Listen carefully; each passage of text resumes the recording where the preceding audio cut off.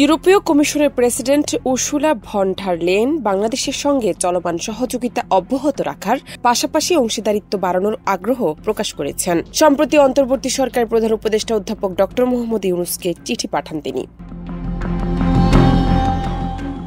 চিঠিতে ইউরোপীয় কমিশনের প্রেসিডেন্ট চলমান সহযোগিতা অব্যাহত রাখার পাশাপাশি অংশীদারিত্ব বাড়ানোর জন্য নতুন দিক অন্বেষণের আগ্রহ প্রকাশ করেন।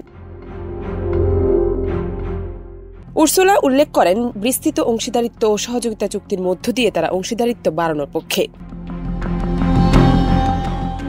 চিঠিতে তিনি উল্লেখ করেন, ইইউ একটি সংস্কার প্রক্রিয়াকে সমর্থন করতে প্রস্তুত, যা হবে শান্তিপূর্ণ ও অন্তর্ভুক্তিমূলক, গণতান্ত্রিক নীতি, মানবাধিকার ও আইনের শাসনের প্রতি শ্রদ্ধাশীল এবং যা স্বচ্ছ, অংশগ্রহণমূলক এবং বিশ্বাসযোগ্য নির্বাচনের দিকে পরিচালিত করবে। আমি টেকসই উন্নয়ন, সবুজ রূপান্তর, দুর্নীতির বিরুদ্ধে লড়াই ও আর্থিক ব্যবস্থা ডিজিটালাইজেশনের অগ্রগতির প্রতি আপনার অঙ্গীকারকে আন্তরিকভাবে স্বাগত জানাই।